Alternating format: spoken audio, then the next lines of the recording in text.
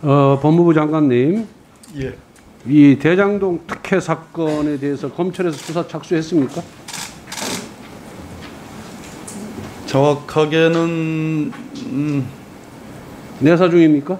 아닙니다. 공직선거법 위반 고발장이 서울중앙지검에 접수가 돼서 서울중앙지검 공공형사 2부에서 예. 수사가 개시됐습니다. 이 화천대유 대장동 특혜 사건은 딱 떨어지는 배임 사건입니다. 이렇게 언론에 연일 모든 언론이 대서특필되고 있는데 이재명 후보 측에서 고발한 선거법 위반 사건을 공안부에 배당을 했어요. 그러니까 대장동 사건의 실체를 파헤치겠다는 의지가 검찰이 전혀 없는 겁니다. 이거 그야말로 내로남불의 전형이죠. 민주당이 고발한 사건은 신속하게 처리하고 모든 언론과 우리 당에서 주장하는 이 대장동 특혜 사건의 실체를 밝히라는 이 주장에 대해서는 지금 묵살을 하고 있는 거예요. 이게 정치검찰이지 뭐겠습니까? 한번 보십시오. 이재명 후보가 이걸 갖고 대장동 사건을 갖고 국민의힘 게이트라고 규정을 했어요. 난 그걸 보면서 아, 이재명 후보가 다급하긴 다급했구나. 정말 이 사안의 폭발력이 자신의 정치 생명을 좌우할 정도로 크구나 하는 것을 나는 직감했기 때문에 이런 주장을 했다고 나는 봅니다. 왜 국민의힘 게이트라고 주장하는 데 대해서 아무런 논거가 없고 논리가 없고 근거가 없어요. 무슨 얘기냐? 국민의힘 게이트라고 한다면은 이 사업의 주체가 뭐고 누가 이 사업을 설계를 했고 이 사업의 수익자가 누구고 여기에 대해서 국민의힘의 관계자에 대해서 쭉 얘기를 해야 되는 거예요. 전혀 그런 게 없습니다. 그래서 이재명 그 느긋하고 여유 있고 잘 받아치는 이재명 후보가 드디어 이것이 자신의 정치 생명과 직결되어 있다는 것을 직감했다는 걸 제가 느꼈는데요. 우선 보십시오. 이 사건 성남시에 무슨 4,800억 줬다 그러는데 이건 민간 개발해도 다 할 수 있는 거예요.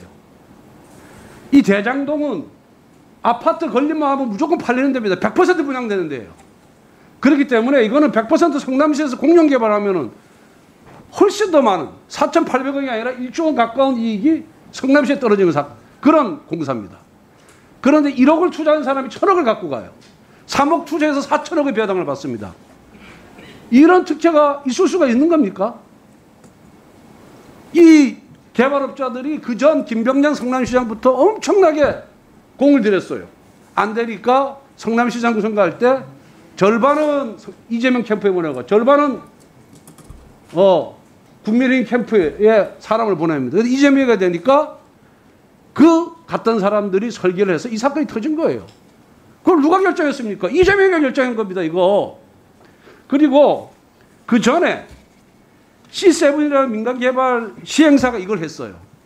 이 대장동 사건에 대해서 땅 소유자들한테 계약금으로 1,250억을 준 거예요. 1,250억. 그럼 결국 10%를 계약금으로 주잖아요. 토지가를 1조 2,500억 원으로 계산한 겁니다. 그런데 이 성남개발공사가 이걸 하면서 땅값을 얼마 줬습니까? 6천억을 준 거예요. 민간개발업자는 1조 2,500억을 생각했는데 성남개발공사는 이재명의 성남개발공사는 6천억을 준 거예요. 결국은 원소유자들한테 원주민들한테 6,500억을 뺏은 거나 마찬가지예요. 그걸 갖고 민간 투자자들한테 어마어마한 막대한 이익을 준 겁니다. 이거 하나만 봐도 배임이에요. 공영 개발할 수 있는 100% 공영 개발해도 100% 성공하는 사업을 민간업자들하고 나눠먹은 거. 이게 시장으로서 임무를 위배한 것이고요. 두 번째, 원주민한테 1조 2,500원을 줄 돈을 6천억밖에 안 준 거. 6,500억 원을 결국은 민간 개발업자하고 성남시가 먹은 것도 이것도 배임이다. 이렇게 보는 겁니다. 그 다음에 두 번째, 지금 신청을 해서 화천대유 하나은행 컨소시엄이 있고 두 번째가 메르츠증권 컨소시엄이 있고 세 번째가 산업은행 컨소시엄이 있어요. 메르츠증권 컨소시엄은 제안을 어떻게 했냐?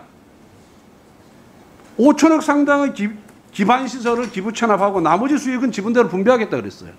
그럼 훨씬 더 많은 이익이 성남시에 돌아갑니다. 그런데 화천대유는 어떻게 했냐? 기반시설 포함해서 5,500억 원을 보장하고 나머지는 민간업자들이, 민간 투자자들이 갖고 가겠다는 구조예요. 이 메리츠증권 제안서 내용이 나와본 적이 없어요. 제가 이걸 입수를 했습니다. 이거를. 그러니까 메리츠증권 제안대로 하면은 성남시에 더 많은 이익이 가는데 화천대유로 간 거예요. 결국은 뭐냐? 여기에 유동규하고 화천대유 관계자들하고 사전에 다 공부를 한 거예요. 이거 수사하면은 금방 밝혀질 일입니다. 이거 지금 수사하면은 평가도 엉터리고요. 공고기간도 보통 60일에서 90일 하는데 45일 날 끝났어요. 그리고 보통 건설사들이 들어오는데 여기는 은행들로 하여금 1조 이상의 재무적 1조 이상의 은행들로 하여금 이걸 만들어낸 거예요. 은행들이 컨소시엄을 구성해서 들어오라고 한 거예요. 이게 개발 사업에서 이 사건이 최초입니다. 이게. 그런데 투자는 은행이 제일 많이 했어요. 하나은행이 43%의 지분을 갖고 있는데 이익은 누가 제일 많이 받냐? 6% 투자한 민간 투자자들이 천화동인 화천대유 관계자들이 이익은 다 갖고 왔어요. 43% 투자한 하나은행은 결국 이자 상당밖에 못 얻었습니다. 어떻게 지분이 43% 있는 사람이 제일 이익을 적게 보고 지분이 제일 적은 6%인 천화동인이 다 갖고 가는 거예요. 난 이런 계약서 처음 봅니다. 이런 계약서 처음 봐요. 너무 이례적이에요. 그리고 뭐 성남 1공원 조성하는데 2,760억이 들어갔다 그러는데 정말 2,760억이 들어갔는지 이 부분도 조사할 필요가 있다니까요. 저는 이거 뻥튀기했다고 봅니다. 뻥튀기했다고. 그래서 그리고 보통은 보통주가 의결권을 갖고 있는데 여기는 우선주가 또 의결권을 갖고 있어요. 이 부분만 더 주시면 돼요. 결국은 이거는 성남시 관계자들, 유동규, 김만배, 그 다음에 이 수익자인 YTL의 배모 기자, 이런 사람들이 전부 공모해가지고 성남 시민에게 돌아갈 돈을 절반을 자기들이 먹은 거예요. 하나은행이 지분이 43%입니다. 그런데 어떻게 이익은 제일 적게 봐요? 6%밖에 안 갖고 있는 사람들이 좀 수익의 대부분을 다 갖고 가잖아요. 이래놓고 이재명 후보가 적반하장격으로 내로남불격으로 우리 당 원내대표를 고발을 해요. 그렇다고 이 비리와 부정이 숨겨집니까? 저는 검찰에서 빨리 수사에 착수해야 된다고 생각합니다. 이상입니다. 위원장님 답변 좀 드려도 되겠습니다. 네, 말씀하세요. 네, 권성동 의원님께서 지적하신 서울중앙지검 공공 형사 2부에 지금 배당돼서 수사가 개시된 이 사건의 수사 개시의 원인은 이재명 지사 측에서 지금 국민의힘 몇몇 분들을 피고발인으로 해서 선거법 위반에 고발을 한 사건입니다. 근데 이 사건의 선거법 위반의 핵심은 지금 권 의원님께서 말씀하신 그 화천대유의 소유자가 누구냐, 또 배임이라는 표현을 쓰셨는데 그것은 결국은 특혜를 줬는지 그 여부기 때문에 이 고발 내용을 확인하는 과정에서 저는 사건의 진상이 규명이 될 거라고 생각합니다. 법과 원칙에 따라서 아주 신속하게 규명할 필요성이 있다고 그렇게 판단되어집니다. 특수부를 동원해야지. 특수부. 네, 수고하셨습니다. 다음 김남국 의원님 질의하시겠습니다. 네, 안산 단원을 국회의원 김남국입니다. 권성동 의원님께서 말씀하신 것이 너무 좀 사실과 다른 것들이 너무 많아서 기가 막혀서 쓰러질 뻔했습니다. 좀 너무 황당한 이야기들이 많았었는데요. 너무 단순하고 쉽습니다. 민영개발로 그냥 놔뒀으면 민간이 모든 이익을 다 가져갔을 것을 공영개발로 했기 때문에 성남시가 공공의 이익을 가져갔던 겁니다. 이거 민간으로 모든 이익을 민간으로 가져가게 하려고 했던 것들이, 뇌물 받아가지고 민간으로 가져가려고 했던 것들이 바로 지금 국민의힘의 전신인 한나라당 때 일입니다. 지금 국민의힘은 그거부터 사과해야 되는 겁니다. 뇌물 받아가지고 이 공공으로 해야 될 사업들을 민간으로 하려고 했던 것들을 국민 앞에 사과해야 되는데 오히려 그런 것들을 그 과거의 잘못들을 사과하지 않고 적반하장격으로 잘한 사업을 거기에 대해서 잘한 사업을 오히려 여기에 대해서 오히려 문제가 있다는 식으로 이렇게 덮어 씌우는 게 황당합니다. 지금 이 LH에서 원래 2004년도에 공공사업으로 하려고 했습니다. 그런데 이명박 대통령 2009년 10월 7일에 뭐라 그랬는지 아세요? LH는 민간회사와 경쟁할 필요가 없다. 2009년 10월 20일 신영수 한나라당 국회의원 국정감사에서 이렇게 이야기합니다. 대장동 사업과 관련되어서 사업 포기하라고 이야기합니다. 민간하고 경쟁하는 사업은 하지 않는 게 좋겠다라고 이야기를 하면서 포기하라고 종용합니다. 그래가지고 실제 LH 사업 공영개발 사업을 철회합니다. 공영개발 사업 철회해가지고 민간에서 사업하면 어떻게 됩니까? 권선동 의원님 말씀해 보세요. 응? 사업 수익이 어떻게 됩니까? 5,500억.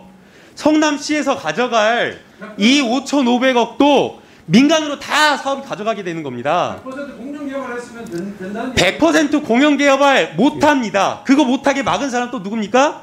바로 그 당시에 새누리당입니다. 새누리당. 자, 새누리당 자 보여드리겠습니다. 2010년 이 성남 도시개발공사와 관련되어서 2010년에 성남시장에 이재명 시장이 성남시장에 당선되고 불로소득 안 된다라고 이야기를 하면서 이 당시에 한나라당이 그렇게 민간으로 해가지고 다 헤쳐먹으려고 했던 거 안 된다라고 하면서 공영개발로 돌립니다. 그래서 이 공영개발 하기 위해서 대장동 공공개발 방식의 가장 핵심이라고 할 수 있는 거 성남 도시개발공사 하자라고 이야기를 하는데 성남시에서 계속 끝없이 부결시킵니다.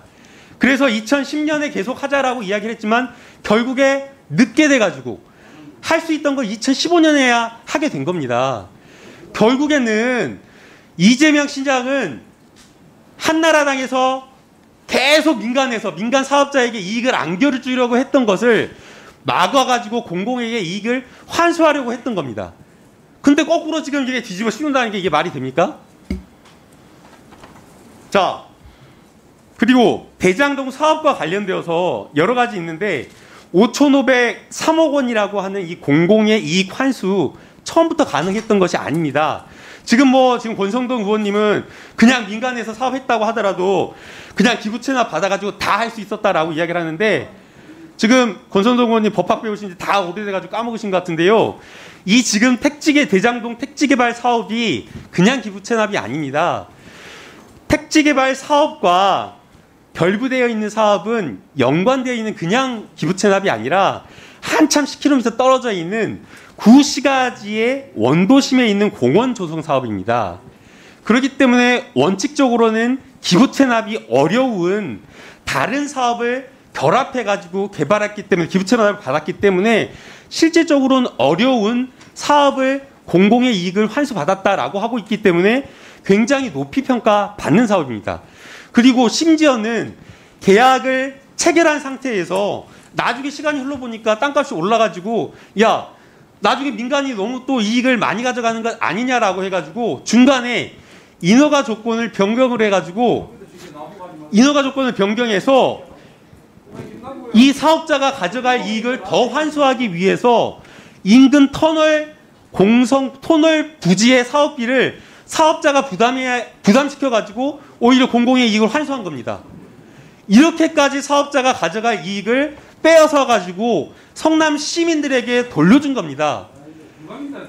이렇다라고 한다면 이런 노력을 했다라고 한다면 적어도 이런 노력을 했다라고 한다면 적어도 공공의 이익을 환수하기 위한 굉장한 노력을 했다라고 평가해야 되는 거 아니겠습니까? 권성동 의원님?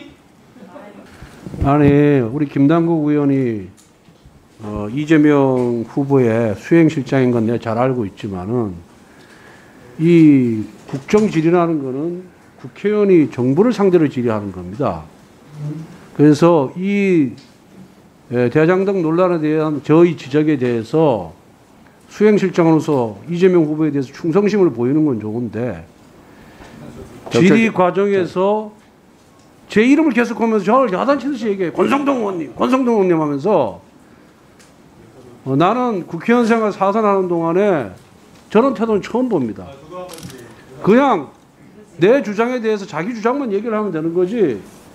아니 동료 의원에 대해서 야단을 치시듯이 하는 거, 감정 표출하는 것을 보면서 좀 더 배워야 되겠다. 좀 더 수양을 쌓아야 되겠다. 그런 생각이 듭니다. 정말 노련한 사람이라면은 제 이름 거론 안 하고 자기 주장 다 할 수 있어요. 그런데 왜 제 이름을 심심하면은 권성동 의원님, 권성동 의원님 하는지 그 부분에 대해서 사과하십시오. 동료에 대한 예의가 아닙니다. 네, 김남국 의원님. 제가 발언하는데 권성동 의원님께서 자꾸 저를 쳐다보면서 계속 저한테 말을 걸었기 때문에 권성동 의원님한테 저한테 말을 거니까 저한테 그 말을 걸었기 때문에 제가 질문할 수밖에 없었던 거고요. 말을 걸지 않고 제 질의를 방해하지 않았으면 그런 일은 없었을 거라고 생각이 됩니다. 그리고 법사위에서 그런 일 없었다고 하는데 지금 당장 유튜브만 들어가더라도 그런 법사위의 장면들을 수십 번 비일비재하게 봤던 것 같습니다. 네. 네.